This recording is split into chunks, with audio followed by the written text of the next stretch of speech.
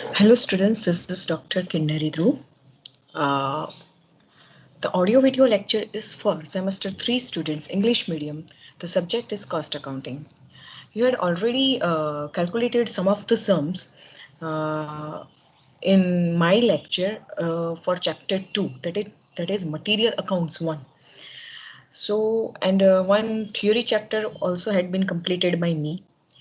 So out of 5 chapters, 2 chapters had been completed. Any queries, just ask in Microsoft Teams. Today I'm taking chapter number 4. Students, due to pandemic situations, we are not able to conduct any physical classrooms. We are providing best of our efforts in form of this audio video lectures. So today I'm just going to take the key important points in the chapter. Don't worry, we will calculate the sums, but some are not calculated manually like we are doing in classroom. That is not possible due to technical hurdles in online teaching. The sums are already calculated in my notes. You can see the screen very clearly in your laptops or mobiles, whatever devices you are using. The sums are already calculated. Concepts are already written down by me. Whenever there is any calculations, I'm just showing that how this answer has been arrived. I hope I make myself very much clear. Any doubts, any queries, without any hesitation, ask in the Microsoft Teams. Thank you. So just I'm sharing this screen with you. Okay. So I hope you can see the screen clearly and you can hear my voice clearly. Let me check. Yes, it is visible and it is audible. Fine. So the chapter number 4 is overheads. First of all, what do you mean by the overheads? So overheads are one kind of element of cost. There are 3 elements of cost. 3 element होते हैं कोई भी cost के. एक तो material होता है, दूसरा होता है labor, तीसरा होता है ओवरहेड्स. नाउ मटेरियल और लेबर कैसा है कि you can directly attributed that cost to your product. जैसे कोई प्रोडक्ट आप मैन्युफैक्चर कर रहे हो, सपोज पेन, तो पेन में कितना मटेरियल लगा तो आप निकाल सकते हो. फिर लेबर कितने लगे एक पेन बनाने के लिए, लेबर यानी कि कोई पर्सन नहीं बट लेबर आवर्स कितने लगे, तो आप लेबर आवर्स के बेसिस पे लेबर कॉस्ट निकालो और वो आप पेन यानी जो आपकी प्रोडक्ट है उसमें आप डायरेक्टली चार्ज कर सकते हो कि भाई 10 रुपए की पेन है तो 3 रुपए का मटेरियल लगा और 2 रुपए का मुझे लेबर लगा, तो 5 रुपए की कॉस्ट हो गई. लेकिन पेन तो हम खुले में तो बनाएंगे नहीं. We are of course established a plant. ठीक है, तो प्लांट कोई फैक्ट्री में बनेगा, फिर सुपरविजन आएगा, प्लांट में इलेक्ट्रिसिटी चाहिए. तो ये जो सारी कॉस्ट है वो प्रोडक्ट पे कॉस्ट नहीं होती, वो पीरियड कॉस्ट होती है. जैसे इलेक्ट्रिसिटी का बिल आएगा तो वो पर मंथ आएगा या पर एनम आएगा, तो वो प्रोडक्ट पे कैसे लगा है कि एक प्रोडक्ट में कितनी इलेक्ट्रिसिटी लगी. अब इलेक्ट्रिसिटी पर मंथ है तो वो हो गया पीरियड. तो ऐसे जो कॉस्ट है वो हो जाती है indirect cost. Indirect cost meaning क्या है कि वो प्रोडक्ट पे आप डायरेक्टली चार्ज नहीं कर सकते. जैसे कि फैक्ट्री है, रेंट पे ली है तो रेंट पर मंथ आएगा. समझ में आया. लैंडलॉर्ड आपसे ये नहीं बोलेगा कि भाई अच्छा 1000 पेन बना रहे हो तो 10,000 रेंट देना. वो बोलेगा 2 महीने रेंट पे ले रहे हो तो 20,000 देना. समझ में आया. तो ये डिफरेंस हो गया डायरेक्ट कॉस्ट और इनडायरेक्ट कॉस्ट. तो ओवरहेड्स ऐसी कॉस्ट है जो इनडायरेक्ट है. तो मटेरियल भी इनडायरेक्ट हो सकता है. जैसे कि मटेरियल पेन में जो यूज हुआ वो डायरेक्ट मटेरियल. फिर पेन की पैकेजिंग होती है. समझ में आया. तो पैकेजिंग पर्टिकुलर एक पेन की नहीं, बट ये पेन आप जब मार्केट में ट्रांसफर करते हो तो पूरे बॉक्स में देना होता है. तो वो पेन का मटेरियल नहीं हुआ, वो किसका मटेरियल हुआ, लॉजिस्टिक का. लॉजिस्टिक यानी कि आपके फैक्ट्री से मार्केट तक पहुंचाने का जो सिस्टम होती है उसको लॉजिस्टिक बोलते हैं. तो लॉजिस्टिक में जो मटेरियल यूज हुआ वो इनडायरेक्ट मटेरियल यूज हुआ. फिर जो लेबर ने पेन में काम किया वो डायरेक्ट लेबर हो गया. लेकिन वो लेबर अच्छे से काम कर रहा है नहीं कर रहा है उसके लिए आप सुपरवाइजर रख रहे हैं, तो वो इनडायरेक्ट लेबर कॉस्ट हो गई. तो ऐसी जो कॉस्ट होती है वो मटेरियल भी हो सकती है, लेबर भी हो सकती है और अदर एक्सपेंसेस भी हो सकते हैं. तो ऐसी एक्सपेंसेस जो इनडायरेक्ट है, जो पीरियड कॉस्ट है, जो आपके प्रोडक्ट पे डायरेक्ट आप चार्ज नहीं कर सकते, वो ओवरहेड्स कहते हैं। तो मैंने यहाँ पे कुछ पॉइंट्स लिखे हैं। Overheads are one of the element of cost. First of all material, labour and overheads, तीनों को मिलाओगे तो आप टोटल कॉस्ट मिलेगी। टोटल कॉस्ट पे आप क्या करते हो, प्रॉफिट परसेंटेज लगाते हो और आप सेलिंग प्राइस फाइंड आउट करते हो। तो first of all overheads are one of the element of cost. Second, the overheads are indirect cost in nature. Third one, indirect cost of materials, indirect cost of labors and indirect expenses attributed to any product and services are overheads, जो मैंने आपको explain किया। Next one is the overheads are not directly chargeable to product. Fine, directly charge नहीं होता। जैसे product just like product cost, product cost यानी कि direct material directly आप बोल सकते हो कि भाई ये पेन में इतना मटेरियल है, इतना लेबर है, या फिर इतना डायरेक्ट एक्सपेंसेस है। जबकि ओवरहेड्स होते हैं वो they are in indirect in nature, so the overhead cost is considered as a period cost. For an example, factory rent, electricity, etc. So the overheads are to be apportioned, allocated to the different departments as per appropriate basis. तो भाई main question ये आया कि भाई labour में हम ये जो रेंट हुआ या इलेक्ट्रिसिटी हुई वो पर पेन हम कितना कॉस्ट ले। फॉर एन एग्जाम्पल मैंने अभी आपको बताया कि एक पेन 10 रुपए की है, सेलिंग प्राइस में बोल रहे हो, सेलिंग प्राइस 10 रुपए की है, तो भाई 3 रुपए का मटेरियल है, 2 रुपए का लेबर है, वो तो हो गया। लेकिन ये जो सारी इनडायरेक्ट कॉस्ट है, मटेरियल भी आ गया इनडायरेक्ट, लेबर भी इनडायरेक्ट आ गया और इनडायरेक्ट एक्सपेंसेस भी आ गए, तो ये सबको मिला के हम कैसे बेसिस पे सबको अलोकेट करें। अलोकेट किस में करना है, आपके नंबर ऑफ प्रोडक्ट्स, यानी कि 1000 पेन बना रहे हो तो हर एक में कितना खर्चा जाएगा, या डिपार्टमेंट्स समझो कि डिपार्टमेंट है तो प्रोडक्शन डिपार्टमेंट हो गया, फिर प्रोडक्शन डिपार्टमेंट एक नहीं होता, 3 होते हैं। समझ में आया? जब अपने सेमेस्टर 5 में आओगे तब आपका एक कॉस्ट अकाउंटिंग में एक चैप्टर आएगा, प्रोसेस कॉस्टिंग। प्रोसेस कॉस्टिंग में क्या होता है कि एक प्रोसेस से प्रोडक्ट कंप्लीट होके दूसरी प्रोसेस में जाता है, तो प्रोडक्शन डिपार्टमेंट्स एक नहीं ज्यादा होते हैं कि एक प्रोडक्ट बनाने को नंबर ऑफ प्रोसेसेस लगती है। तो भाई हर एक प्रोसेस में कितना हम रेंट डालें, कितनी इलेक्ट्रिसिटी डालें, तो उसके कुछ अप्रोप्रिएट बेसिस होते हैं। जैसे कि आपके 3 प्रोडक्शन डिपार्टमेंट है, आपकी 3 प्रोसेसेस है कि पहले पेन का मटेरियल बनता है, फिर उसमें से रिफिल लगाते हैं और फिर रिफिल और पेन ज्वाइंट करके सिंपल पेन बनाते हैं। तो 3 प्रोडक्शन डिपार्टमेंट हो गए। अब तीनों में रेंट कितना जाएगा, तो भाई रेंट हर एक प्रोडक्ट, हर एक डिपार्टमेंट आपका जो फैक्ट्री है उसका कितना एरिया कवर कर रहा है, तो उस बेसिस पे जो टोटल रेंट है पूरे मंथ का या पूरे ईयर का, वो तीनों प्रोडक्शन डिपार्टमेंट में डिवाइड कर दो।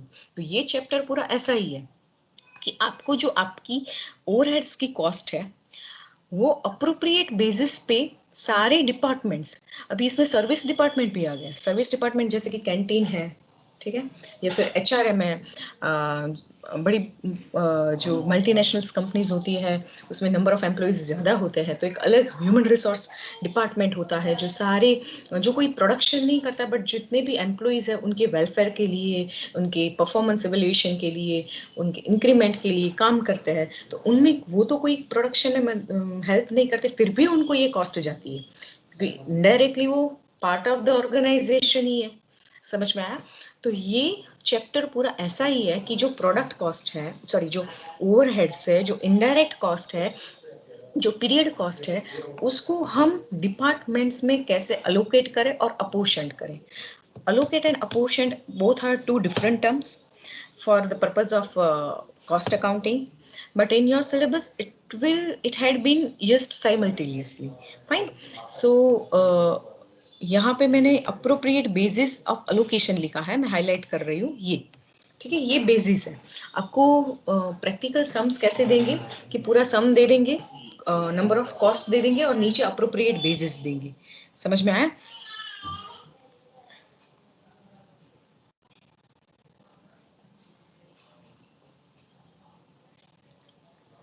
तो ये आपकी कॉस्ट है। यहाँ पे मैंने अप्रोप्रिएट बेसिस लिखा है। अगर आप सुधीर प्रकाशन की बुक यूज कर रहे हो, बीएस शाह की इंग्लिश वर्जन, तो उसमें भी उसमें होगा।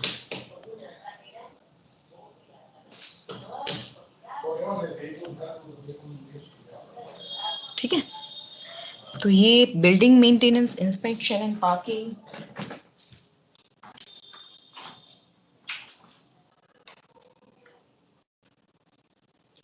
और बहुत सारी कॉस्ट आपको इसमें से दी है। फिर मैंने नीचे लिखा है steps to calculate practical sums. अभी कोई भी स्टेप कैसे प्रैक्टिकल हम सम करेंगे, तो first of write down the total production departments and service department in tabular form. तो टेबुलर फॉर्म यानी कि ऐसे, जैसे कि ये एक सम है, ठीक है, ये आपका पूरा 14 मार्क का सम है। यहाँ पे आपको एक्सपेंसेस दिए हैं, ये जो है इनडायरेक्ट एक्सपेंसेस है, डायरेक्टली प्रोडक्ट पे चार्ज नहीं होते, और नीचे उसके अप्रोप्रिएट बेस दे दी है।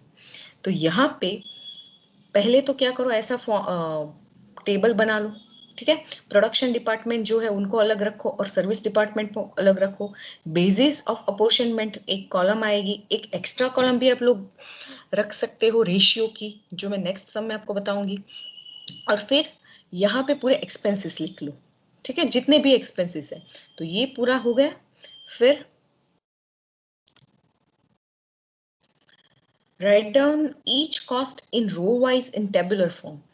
यहाँ पे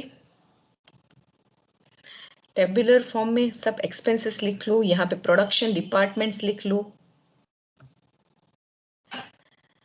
फिर most IMP step, find out appropriate base from E for ई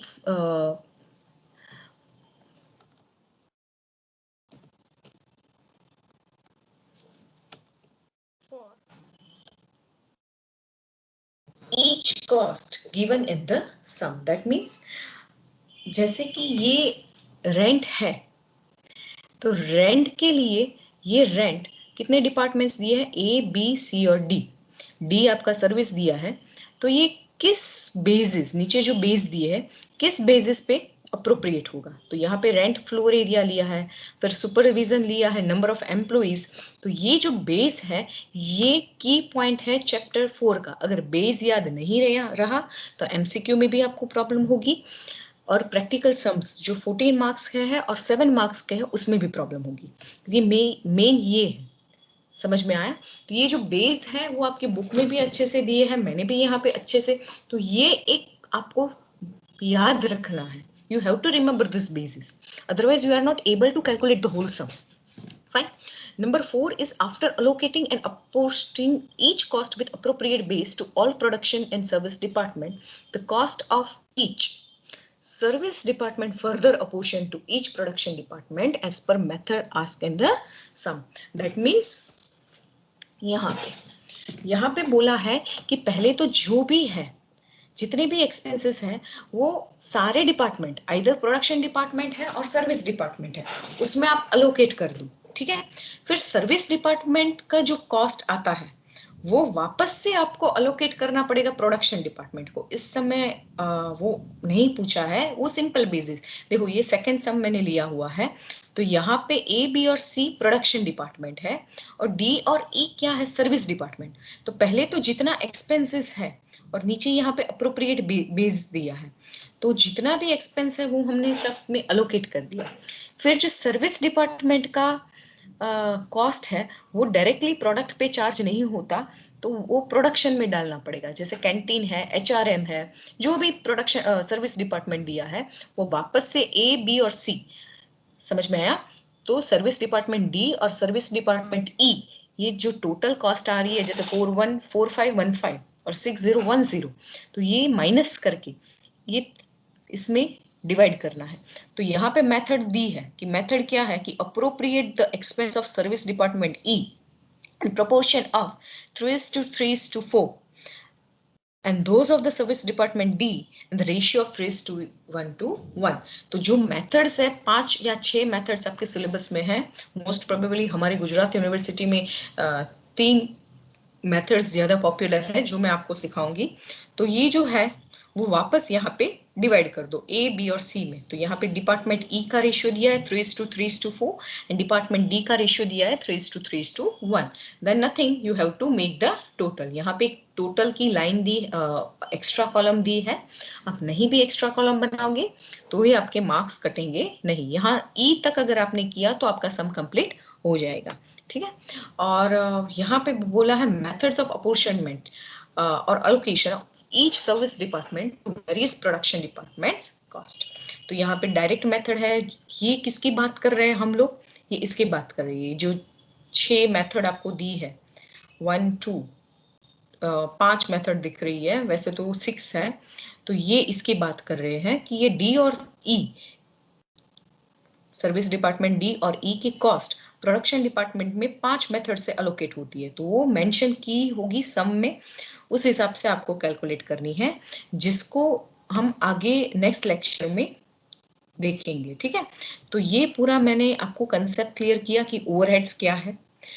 फिर प्रैक्टिकल सम्स के लिए आपको ये बेस याद रखने बहुत ही जरूरी है, आप कैसे प्रैक्टिकल सम कैलकुलेट करेंगे। ठीक है, हम एक और प्रैक्टिकल सम देखते हैं जो सिंपल है। ठीक है, यहाँ पे है the modern company is divided into 4 departments A, B, C are producing, that means production departments, and D1 is a service department. The actual cost of period, देखो यहाँ पे पीरियड बोला है, that means it is a period cost. The actual cost for a period are as follows. तो यहाँ पे cost दे दी है, rent, supervision, depreciation of plant, light, repairs to plant, fires, insurance in respect of stock, power, employees liability for insurance. ठीक है, तो यहाँ पे पहले हमने जो भी आइटम्स की जगह पे आप एक्सपेंस लिख सकते हो, तो यहाँ पे एक्सपेंस लिख लो, फिर बेसिस फॉर अपॉइंटमेंट, ये मेन है।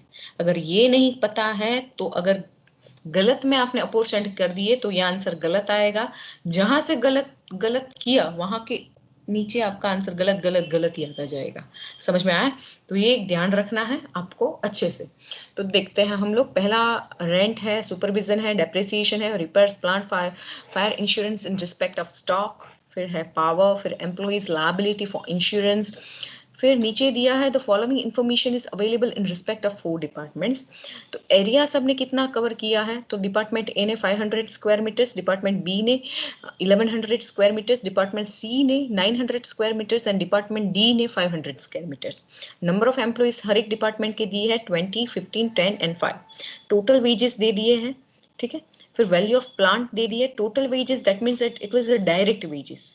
ठीक है, वैल्यू ऑफ प्लांट, हर एक प्लांट की वैल्यू क्या है, तो ये डेप्रिसिएशन के लिए काम आएगा। वैल्यू ऑफ स्टॉक, हर एक डिपार्टमेंट में जो स्टॉक पड़ा रहता है, क्लोजिंग स्टॉक, उसकी वैल्यू क्या है। और हॉर्स पावर ऑफ प्लांट, जो इलेक्ट्रिसिटी होती है उसका। ठीक है, ना नीचे आपको बोला है apportion the cost to the various department on the most equitable basis.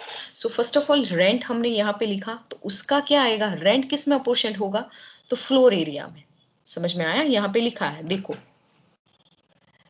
Rent and electricity floor space, तो हम फ्लोर में, तो इसकी एक मेथड है, आप डायरेक्टली भी कैलकुलेट कर सकते हो। कैसे अपोर्शन करो कि टोटल रेंट कितना है 1000, तो हमने लिखा 1000। अब इसका रेशियो निकाल लो। समझ में आया? और अगर रेशियो नहीं निकालना है तो मैं आपको एक शॉर्टकट मेथड बताती हूँ। जैसे ये मैंने कैलकुलेटर यहाँ पे लिया, ठीक है, अब रेंट हमने लिखा 1000, टोटल 1500, 1100, 900 एंड 500, तो पहले इसका टोटल करो। तो 1500 प्लस 1100 प्लस 900 प्लस 500, तो टोटल इसका आ गया 4000। अब जो रेंट है 1000, ठीक है, तो 1000, सॉरी, जो 1000 दिया है ये क्या है आपका रेंट, उसको इसके टोटल के साथ डिवाइड कर दो।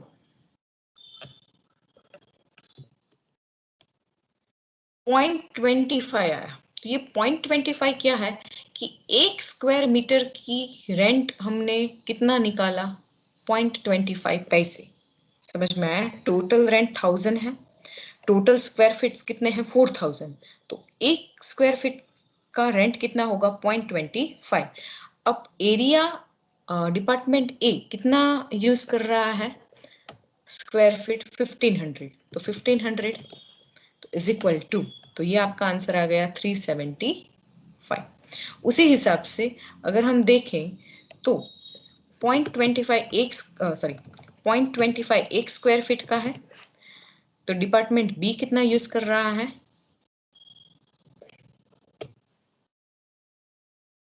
1100, तो उसका आंसर क्या आ गया 275। ठीक है, फिर डिपार्टमेंट सी वो कितना यूज कर रहा है 900 और 1 स्क्वायर मीटर की वैल्यू कितनी हमने निकाली 0.25, तो क्या आंसर आ जाएगा 225। वैसे ही डिपार्टमेंट सी 500, तो 500 मल्टीप्लाइड बाय 0.25, आंसर इज 125। तो हर एक में अलोकेट हो गया। वापस से मैं आपको सुपरविजन का समझा रही हूँ। जैसे कि ये सुपरविजन है तो हमने यहाँ पे 1500 लिखा, अभी सब में अपोर्शन करना है, सब में डिवाइड करना है, तो हम लोग कैसे करेंगे कि पहले तो सुपरविजन का बेस क्या होगा, तो डायरेक्ट वेजेस और सॉरी नंबर ऑफ एम्प्लॉइज, यहाँ पे 20, 15, 10 और 5।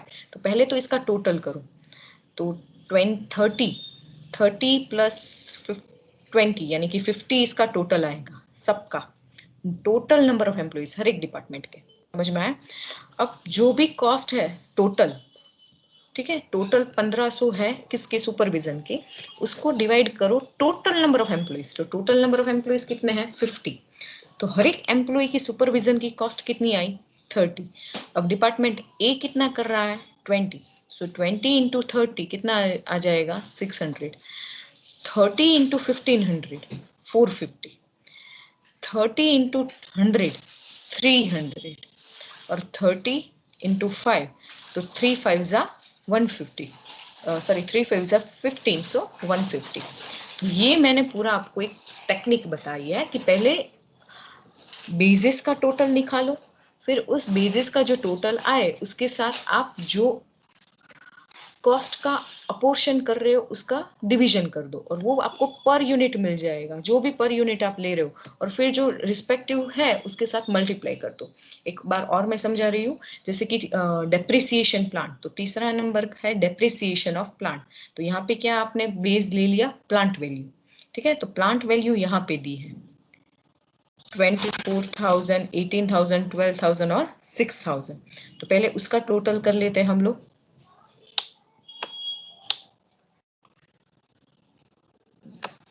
ठीक है, तो यहाँ पे पहले इसका टोटल करो 24,000 प्लस 18,000 प्लस 12,000 प्लस 6,000,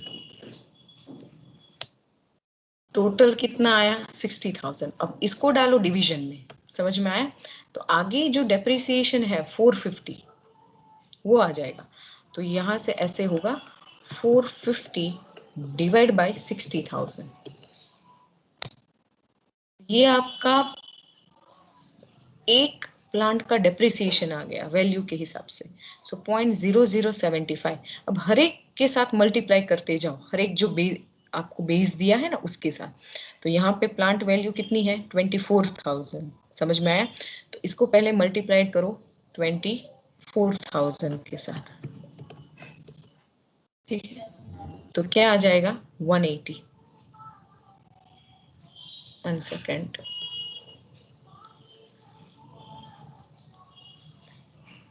डिप्रिसिएशन, हाँ 180, समझ में आया? फिर वापस से आपका पर यूनिट क्या आया था 0.0075 मल्टीप्लाइड बाय ये 18,000।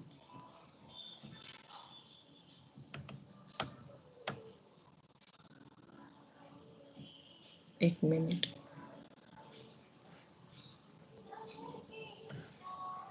तो आपकी वैल्यू आ गई 135 यहाँ पे, समझ में आया?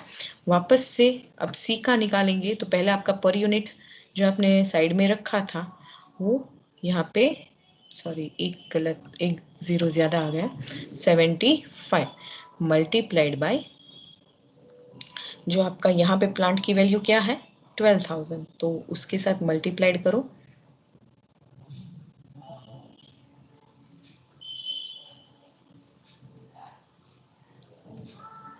तो आपका आंसर क्या आ जाएगा 90। तो डेप्रिसिएशन में प्लांट सी 90, और लास्ट जो है 450, सॉरी लास्ट आपको दिया है 6,000 डिपार्टमेंट डी का। तो पहले तो आपकी जो पर यूनिट आया था 75, ठीक है, उसको मल्टीप्लाई करो 6,000 के साथ, तो आपकी वैल्यू आ जाएगी 45। तो ये एक सिंपल सम हो गया कि आपको इसमें क्या पता चला कि ये जो बेस है वो परफेक्ट लेना है।